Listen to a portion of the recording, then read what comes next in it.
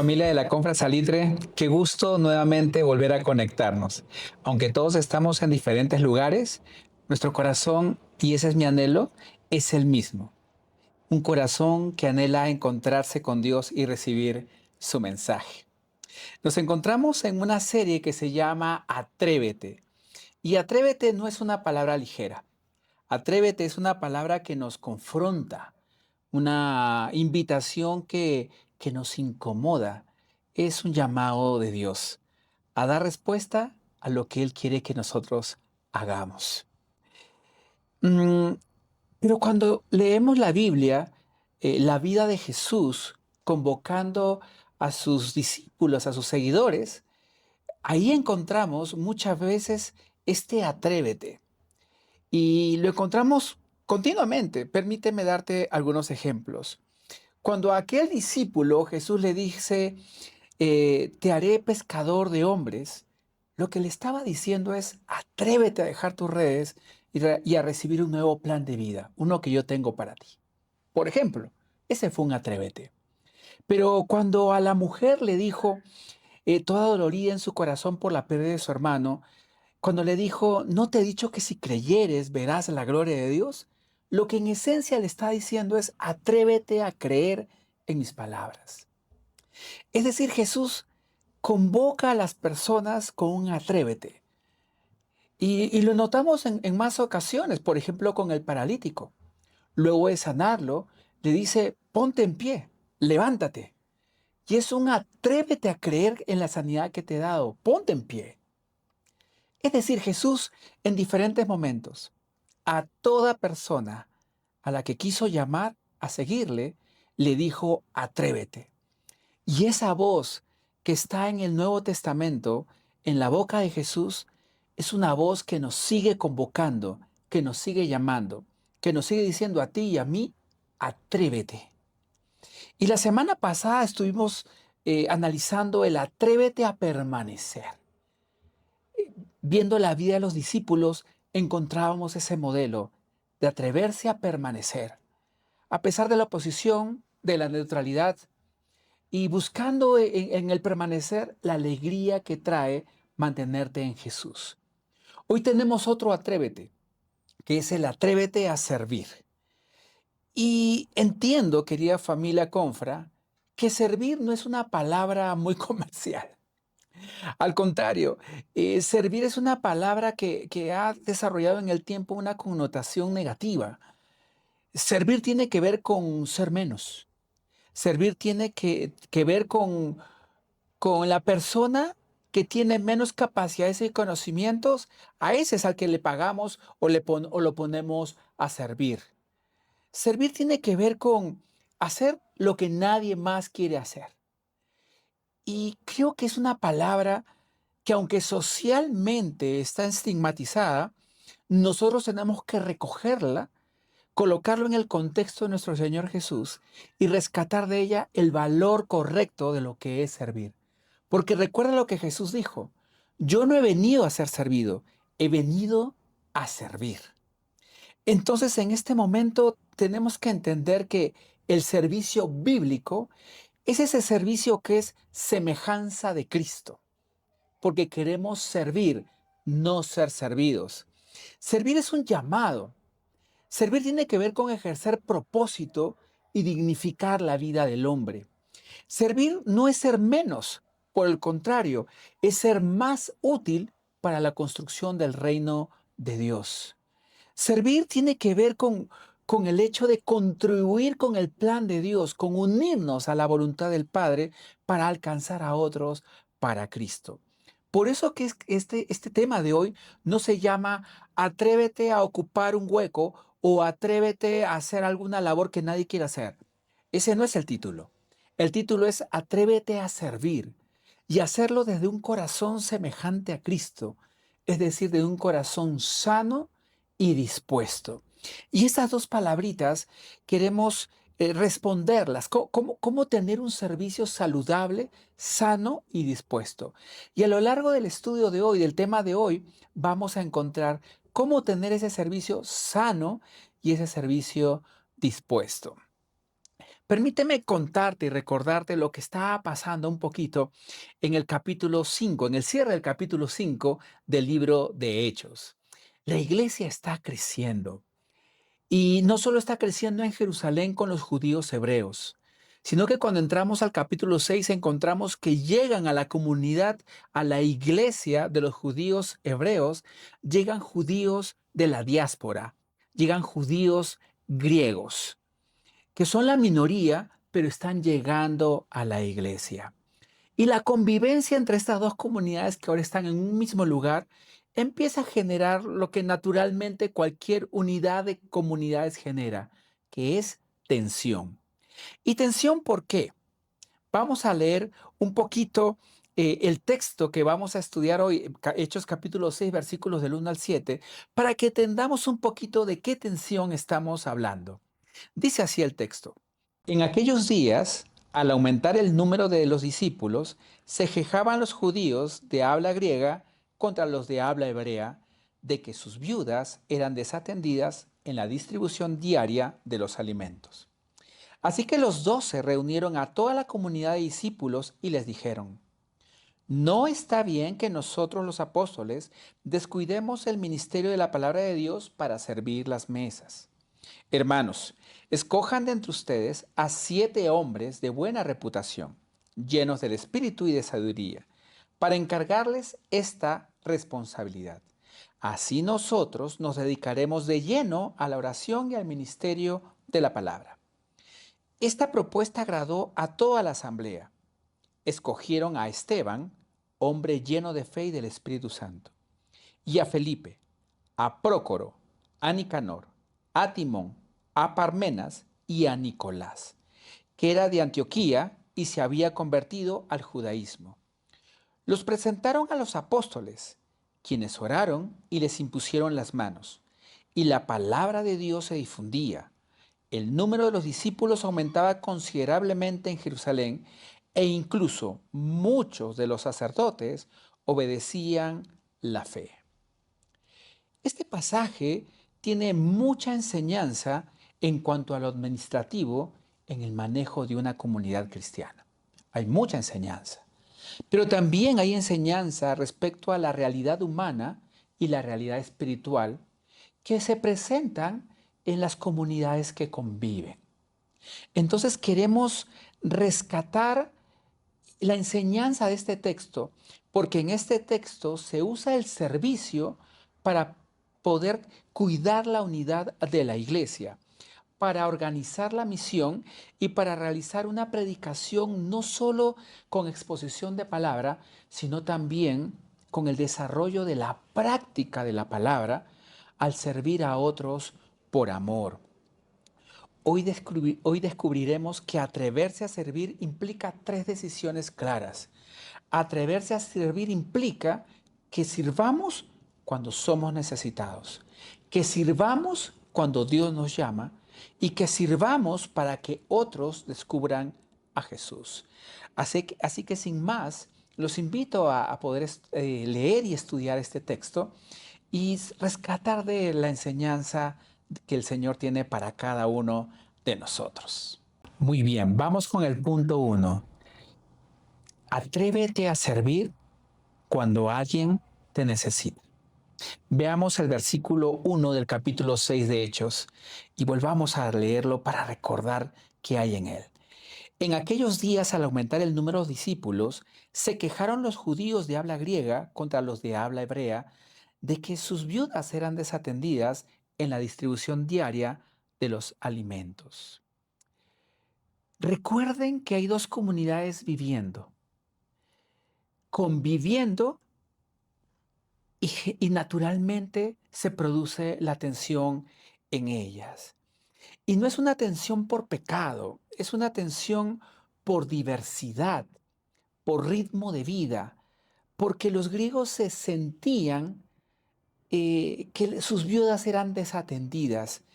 Es decir, la queja es un descuido en la forma como se atiende a las viudas griegas. ¿Y por qué sucede algo así? ¿Por qué de pronto se produce un descuido de esta magnitud? Por diferentes razones. Lo primero, la comunidad desatendida es la minoría. Lo segundo, los judíos de habla hebrea tienen un idioma distinto a los judíos de habla griega. Y para que me entiendan un poco, esto es como que nuestros amigos norteamericanos en la iglesia llegasen a nuestra comunidad con apenas algo de español. Y nosotros tener conocimientos apenas de algo del inglés. Entonces, ¿cómo nos comunicamos? Se produce un natural descuido porque al no poder comunicarnos no podemos atendernos como realmente anhelamos. Pero al idioma se agrega otra realidad, que es la liturgia. Porque mientras el judío hebreo basa su liturgia enteramente en el templo y los rituales, los judíos de habla griega, allá donde viven, no tienen templo y conviven con otras comunidades, con otras filosofías y otras religiones. Por lo tanto, su liturgia no está tan marcada ni por el templo ni por la rigurosidad de los rituales. Otro tema valioso es la forma de vida. Mientras que el hebreo está guiado por toda la ley dictada por los maestros fariseos y tienen que vivir de acuerdo a esto, los judíos griegos tienen más libertades en su forma de expresar su fe. En tal sentido, las diferencias que tienen cada uno en su forma de vivir y expresar y traducir su fe se manifiesta diferente entre grupos y empiezan las tensiones y los choques. Esto nos tiene que enseñar que los problemas en una comunidad que anhela crecer no son símbolo de fracaso, sino que por el contrario, los problemas en una comunidad que desea crecer son oportunidades justamente de crecimiento y hay que aprovecharlas. Me parece algo valioso porque las quejas llegan a quienes, a los apóstoles. Y acá hay unos principios sanos que tenemos que aprender. Los problemas hay que llevarlos a las personas que atienden los problemas, para que justamente suceda eso. Atención con lo que está produciendo malestar o dolor. En este caso, a los apóstoles. Y eso es algo saludable, es algo correcto. Pero también encontramos en los apóstoles algo que el texto no dice claramente, pero que sí se muestra de manera tácita. Porque no encontramos a los apóstoles reaccionando mal o justificándose por los errores cometidos, por los descuidos que son reales. Por el contrario, encontramos a los apóstoles que sin minimizar los problemas dan respuesta y dan solución al dolor comunitario. Y aquí hay una pregunta clara. Acá hay una pregunta que necesitamos analizar para profundizar un poquito más, porque podríamos decir que la queja es la desatención a las viudas y dejarlo ahí. Pero me gustaría ir un poquito más profundo para poder encontrar oportunidades de un servicio saludable, sano y que nos permita estar dispuestos para servir. Y la pregunta aquí es, ¿cuál es el real problema? ¿La queja por la desatención a las viudas griegas? ¿Ese es el real problema? ¿O el real problema es que tenemos a unos apóstoles haciendo demasiadas tareas? Si recordamos el texto leído, vamos a encontrar que los discípulos dicen, no está bien que nos dediquemos a esto. Los discípulos o los apóstoles están haciendo tareas mayores que aquellas que el Espíritu Santo, cuando los sacó de la cárcel, les encargó, que era enseñar las palabras de Jesús a todos. Y lo tenían que hacer en el templo y casa por casa. En ningún momento el Espíritu le dijo a los apóstoles, sirvan las mesas. Y lo que pasa es que los apóstoles han creado su propio problema. Están haciendo demasiado y más de lo que les corresponde. Y esto no está bien. Miren, acá hay algo sano que tenemos que rescatar para siempre tener un servicio disponible, dispuesto. Y es que un líder no debe hacerlo todo. Cuando un líder lo hace todo, Cuando una persona depende de un líder, no está bien. Cuando un grupo continúa y se mantiene por un solo líder, no está bien. Cuando un ministerio se mantiene por un líder, no está bien. Cuando una iglesia se mantiene por un pastor, no está bien. Si esa es la realidad, estamos dejando de ser cristocéntricos y nos estamos convirtiendo en lidercéntricos. Porque la gente, le hemos enseñado a la gente a depender de lo que el líder hace y no a depender del llamado de Jesús para liderar a otros. Cuidado, no nos confundamos. Cuando un ministerio, cuando un líder deja un ministerio, algo se cae, eso no es una buena señal. Eso no muestra la calidad de un líder. Eso muestra la dependencia que enseñamos. Y no está bien. Debemos atrevernos a servir. Y lo sano que tenemos que rescatar para que haya un corazón sano y dispuesto en servir es que en un grupo, en una relación de discipulado, en un ministerio, en una iglesia, tienen que haber roles claros. Roles claros. ¿Tú qué haces? ¿Tú qué haces? Tienen que haber límites sanos. Hasta aquí servimos, hasta aquí damos, no más. Porque si no, le quito tiempo a mi familia, le quito tiempo a mis amigos, me quito tiempo a mí mismo. Y esa no es la voluntad de Dios. Dios no nos ha llamado para que tú y yo estemos quitándonos el alma, sino más bien construyéndola.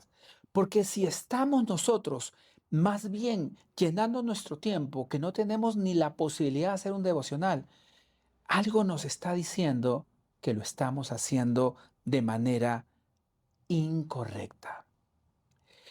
Por eso, queridos amigos, roles claros, límites sanos, delegación. Necesitamos confiar en la gente.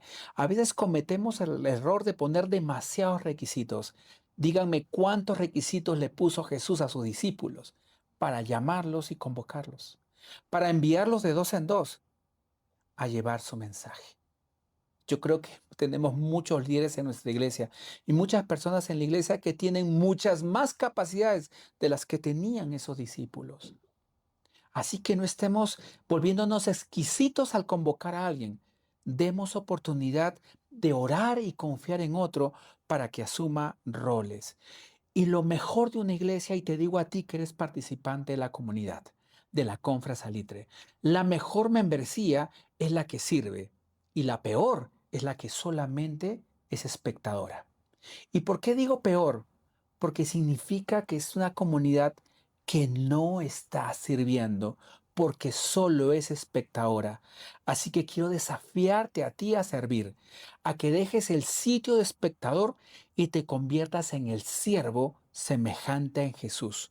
Ese que quiere hacer por llamado, ese que quiere ser parte de la construcción del reino, ese que demuestra su relación con Cristo en función a la manera como responde al llamado de Jesús. Crecer revelará oportunidades de servir mejor, no solo problemas, no solo carencias, oportunidades de servir.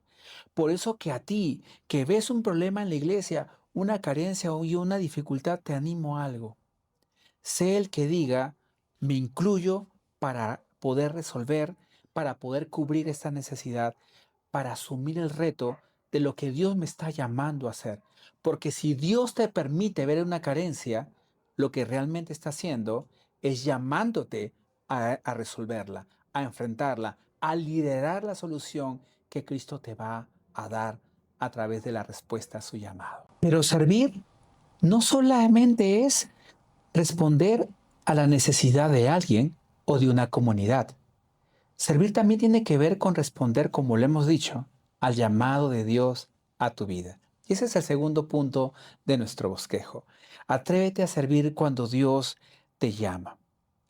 Leamos los versículos del 2 al 6 para que recordemos de qué vamos a tratar.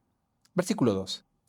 Así que los 12 reunieron a toda la comunidad de discípulos y les dijeron: no está bien que nosotros los apóstoles descuidemos el ministerio de la palabra de Dios para servir las mesas.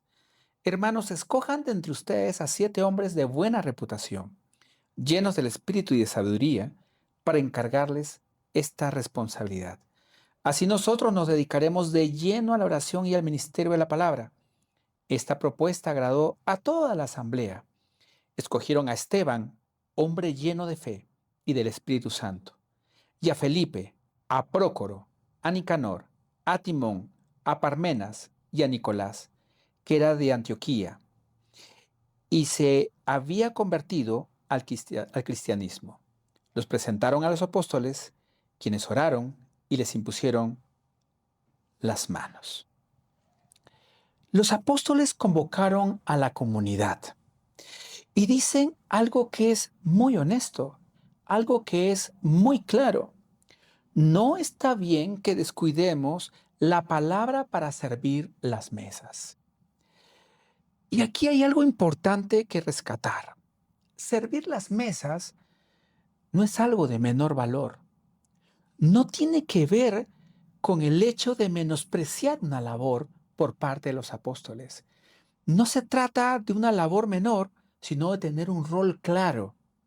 A nosotros el Espíritu nos llamó a hacer esto y aquí hay una necesidad que anhelamos que el Espíritu intervenga para escoger a las personas adecuadas para atender esto otro. Roles claros. Y quiero que aquí ahondemos un poquito más, porque a veces se valoriza más ciertos servicios en la iglesia. La enseñanza bíblica, la predicación, el liderazgo y las direcciones de ciertas áreas de la iglesia, grupos o ministerios. Y como que se valoriza más esos aspectos cuando la realidad del servicio bíblico no es el lugar que ocupas, sino responder al llamado que Dios te hace. Quiero contarles la historia de un pastor para que podamos entender este principio del valor de los roles. En Perú, hace muchos años, conocí a un pastor que era norteamericano. Él vino a la iglesia y era un excelente maestro en Biblia. Cuando enseñaba historia de la iglesia, uno se sorprendía, uno se motivaba, uno aprendía y uno recibía claramente el amor de Dios a través de su enseñanza.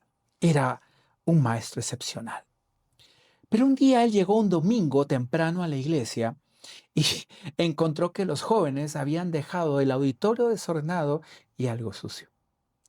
Él fue a la cocina, agarró una escoba y recogedor y empezó a barrer. Y se percató que no barría bien y que no recordaba bien la distribución de sillas.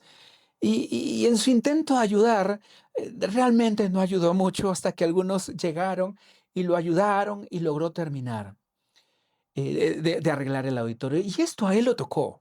Él dijo, no me gusta no saber barrer y recoger lo que saco del piso. Porque él venía de un hogar pudiente donde la familia le había pedido que se dediques únicamente al estudio y pues como familia pudiente tenían personas que se encargaban de hacer todos los quehaceres de la casa. Pero él decía, no, yo quiero aprender. Yo quiero ser parte de quienes también contribuyen en esta área. Llegó el siguiente domingo y se esforzó más y no tuvo buenos resultados, quizá mejores que los anteriores. Entonces, al siguiente domingo, el tercer domingo, convocó a algunas personas, no para que hicieran las cosas, sino para que le enseñen a barrer. Y la parte más difícil para él fue aprender a recoger la suciedad con el recogedor. Eso fue lo más difícil para él. Se aprendió la ubicación de las sillas y domingo a domingo cada vez lo hacía más rápido.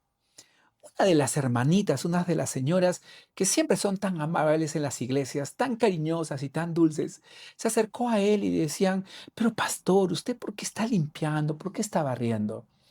Y su respuesta fue un gran testimonio de servicio. Él dijo, barrer y ordenar el auditorio me muestra que no solamente sirvo para enseñar Biblia. Barrer y arreglar las sillas también me muestra que puedo servirles por amor a ustedes sin que sepan quién lo hizo. Interesante. Y lo tercero que le dijo fue, barrer me muestra que puedo adorar a Dios en la soledad y el silencio sin esperar un solo reconocimiento. Para él, barrer se convirtió en una forma de adorar a Dios a solas. Y era lo que le daba sentido, humildad y madurez para servir también cuando enseñaba a otros. El servicio no es algo de poco valor, es adoración al Señor si lo haces con un corazón sano y dispuesto a servirle. Los apóstoles dicen, escojan a 7 hombres. Y 7 hombres de buen testimonio, llenos del Espíritu, llenos de sabiduría. Y aquí aparece algo hermoso de la comunidad que también es sano para el servicio adecuado. Y es que las 7 personas seleccionadas aparentemente no son judíos hebreos. ¿De dónde sabemos esto? Porque de los 7 nombres, 6 de los nombres son de origen griego y no hebreo. Así que podemos intuir que el número minoritario, el que encontró el problema, es el nombrado para resolverlo. Y el séptimo nombre es alguien que no es ni judío hebreo ni judío griego. Es alguien convertido al judaísmo. Es alguien gentil. Y esto nos muestra algo hermoso de la comunidad. Primero, que aquel que ve el problema es el llamado por Dios para resolverlo y resolverlo dentro de lo que el Señor enseña y de la manera adecuada. Lo segundo que aprendemos es la madurez de una comunidad que no tiene miedo de colocar en las personas nuevas la solución y la autoridad para solucionar las dificultades que pueden haber. También encontramos la confianza intercultural, porque aunque son diferentes, son del Señor y son guiados por el Espíritu. Por lo tanto, se reconoce su autoridad para resolver las dificultades. Y finalmente, la sanación de la herida viene de parte de los heridos. ¿No les parece esto hermoso? Los apóstoles colocan en los heridos la forma y la autoridad de arreglar la dificultad. Qué hermoso es esto. ¿Cuánto aprendemos de esto? Esto es como no leer Romanos 12, sino ver una película acerca de Romanos 12. ¿Quieres saber qué dice Romanos 12? Te invito a leerlo después de la prédica. Pero esta iglesia lo está viviendo y lo está viviendo a plenitud. Y Dios quiera que tú y yo podamos vivirlo también en la Confra Salitre. Acá hay una frase clave. El servicio ordenado libera a la iglesia para la predicación y para traer más almas a Cristo. Cuando cada uno ocupa su rol, cada uno hace lo que el Señor nos está llamando a hacer, la iglesia crece y se fortalece. Sé parte de esto, te animo a eso. Así que servimos a Dios y nos atrevemos a servir cuando alguien nos necesita. Y nos atrevemos a servir cuando Dios nos llama. Pero también podemos atrevernos a servir para que otros descubran a Jesús.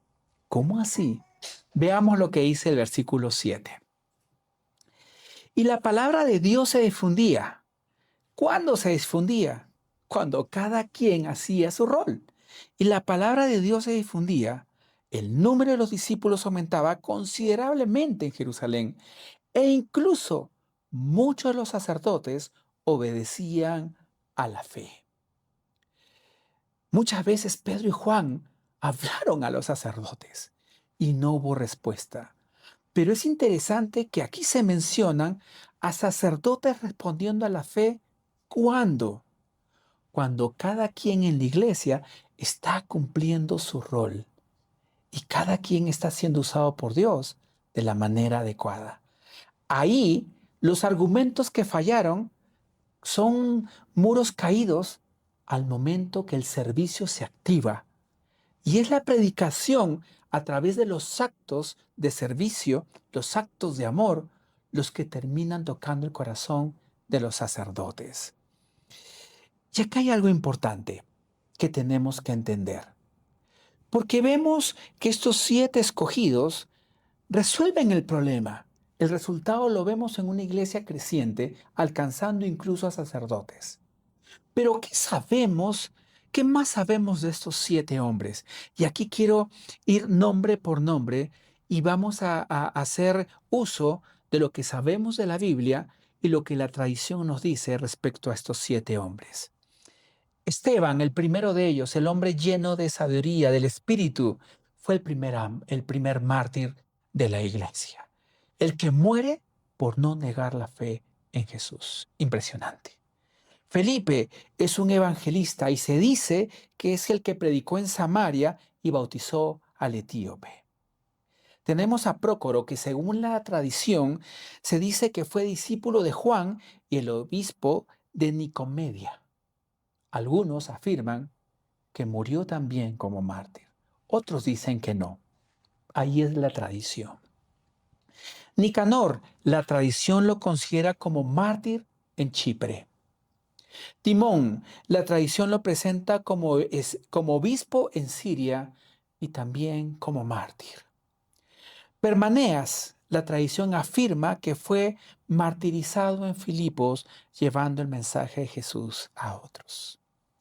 Y de Nicolás, el que se convirtió al judaísmo, ¿qué sabemos según la tradición? Pues algunos comentaristas, sin tener evidencia clara y concreta, afirman que terminó siendo parte de una secta herética posterior a la muerte de los discípulos. Pero esto es incierto. ¿Qué podemos decir de Nicolás? O antes de Nicolás, ¿qué podemos decir de los 6 primeros? Fueron hombres llamados por Jesús, no solo para atender las mesas, no solo para hablar y predicar a través de actos de amor y de servicio, sino para ir hasta el final, como los primeros apóstoles. Ser capaces de morir sirviendo a su Señor Jesús. De Nicolás, ¿qué podemos decir? Pues hay 3 conclusiones que podríamos tener aquí. Y la primera es que Nicolás se mantuvo en el Señor, se mantuvo haciendo su labor, aunque finalmente no se supo realmente qué pasó con él. La segunda opción es que se mantuvo en el Señor a pesar de que muchos calumniaron su nombre relacionándolo con una secta herética. O lo tercero, que Nicolás, que empezó bien en el Señor, terminó mal enseñando de una manera incorrecta la palabra de Dios y desviando a muchos. ¿Cuál es mi anhelo para ti y para mí? Que podamos empezar bien, continuar bien y terminar nuestros días en la tierra de la manera correcta. Mi anhelo es que cuando Jesús venga o cuando nos llame a su presencia, nos encuentre sirviéndole a Él, firmes en el llamado. Ser como los apóstoles que se mantuvieron y que se atrevieron a permanecer y que se atrevieron a servir hasta el fin de sus días. Que nuestra historia no sea de las que empiezan bien y terminan mal. Y si tú y yo estamos aún en esta tierra, recordemos que nuestro llamado no acaba, inclusive si tú y yo no estamos bien en el Señor, sino que nuestro llamado se mantiene y que está ahí para que podamos tener un corazón sano y dispuesto para servir a Jesús como Él nos llamó a servirle. Familia, este pasaje nos invita a servir con corazón sano. No para llenar espacios, no para hacer lo que nadie quiere hacer, no por presión o porque soy amigo de alguien. Te voy a ayudar. Eso no es servicio. Ese es el servicio del mundo. Ese es el servicio de las clases sociales que ningunean el servicio. Si Dios te llama, tú debes responder a su llamado como siervo fiel. Y para esto, quiero terminar dándote algunas prácticas saludables del servicio.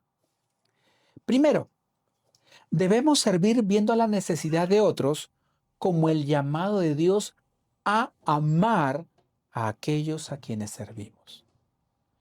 En la ubicación que estés, no hagas cosas.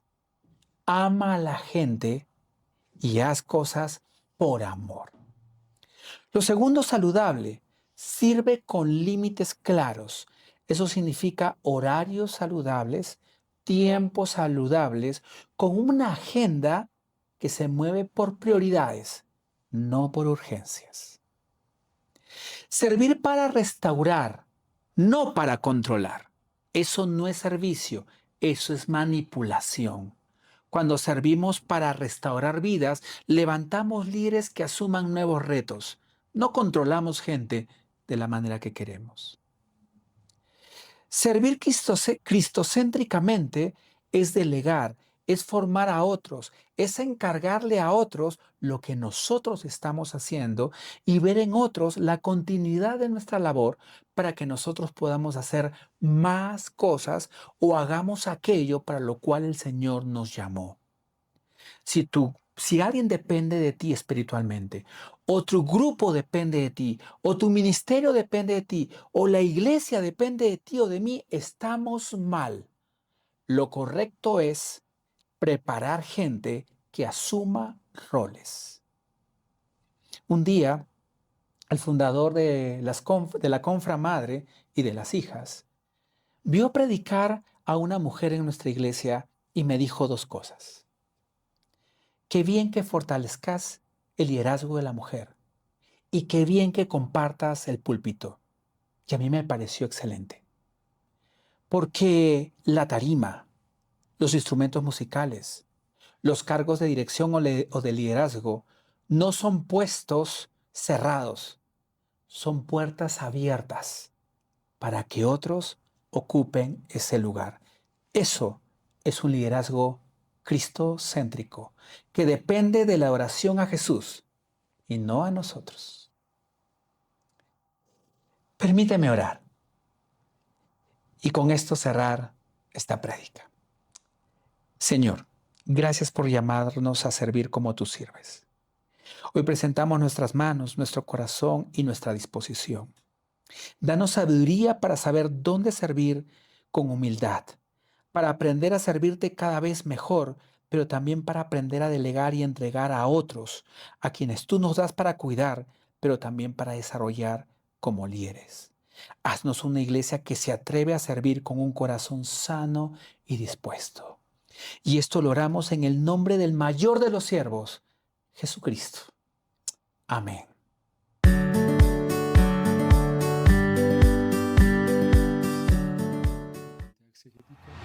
Atención líderes. Sí, ustedes, los que tienen más reuniones que días a la semana. Es hora de recargar, pero no solo café, también visión. El sábado 31 a las 9 de la mañana arrancamos con la primera reunión de líderes del 2026. Y ese día vamos a tocar los siguientes temas.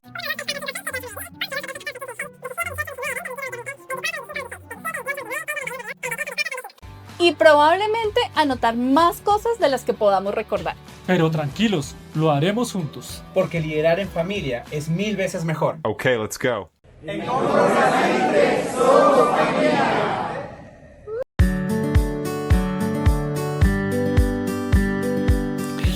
Querida familia, este es un año de aplicación de la visión y las estrategias de la iglesia. Queremos realmente ser una familia que invita a otros a conocer a Jesús por medio de la amistad y la palabra de Dios. Y queremos ser personas que conecten con la comunidad, que inspiramos a la familia confra unos a otros y que desarrollamos líderes. Creemos que así vivimos la visión que Dios nos ha dado para nuestra comunidad. Y quiero invitarte a servir con un corazón sano y dispuesto. Y para eso quiero darte algunas ideas para cultivar un corazón sano y dispuesto. Escucha esto. Algo que tiene que estar en nuestra mente y nuestro corazón. Servimos porque Cristo nos sirvió primero. Es decir, servimos por correspondencia a su amor. Cada uno hace sus partes, no todas las partes. Delegar es confiar y servir es amar. Y ambas cosas se necesitan para preparar nuevos líderes. No buscamos reconocimiento, buscamos reflejar a Jesús para que la adoración sea solamente para Él. Nuestro servicio es una puerta que abre el mensaje de Jesús a la comunidad, a esa que queremos conectar. A esa comunidad que queremos conectar no vamos a llegar con bibliazos, vamos a llegar con actos de servicio y amor. Y sirviendo con amor, vamos a mostrar que Jesús es real. Cada vez que nos pregunten por qué haces esto, será la excelente oportunidad para decirles, porque Jesús a ti te ama y tú le importas. Nuestro carácter importa más que nuestra capacidad. La convocatoria es a hombres fieles que sean idóneos. No necesitamos saberlo todo para servir a Dios. Necesitamos ser fieles. Por eso nuestro carácter es más importante que nuestra capacidad, que nuestra idoneidad. Y finalmente, queremos servir donde el Espíritu nos lleva, no donde el ego nos empuja. Este no es un tema de egos. Servir no tiene que ver con generar un título, una ubicación visible o ser el más importante. No. Servir tiene que ver con responder a la voz de Jesús. Y si eso te pone en un lugar visible, ora por humildad, para que el orgullo no te gane, para que el orgullo no me gane. Y oremos por nuestros líderes para que su corazón se cuide, para que no se dañe. Por el contrario, mientras menos se nos vea, mientras más prediquemos de Jesús, sabremos que Él será siempre el adorado. Finalmente, dependemos de Jesús. Por eso que la palabra de Dios y la oración son vitales de manera diaria para nuestro servicio. Y el Espíritu está aquí para guiarnos. Así que familia de la Confra Salitre, sigamos adelante. Este fue nuestro último servicio virtual. El próximo domingo nos encontraremos en la iglesia de manera presencial. Allí, cuando vayas, recuerda, atrévete a permanecer, atrévete a servir para que muchos más conozcan de Cristo. Que el Señor te bendiga ahí donde estás, porque no importa dónde estés, en Confra Salitre, somos familia. Un gran abrazo.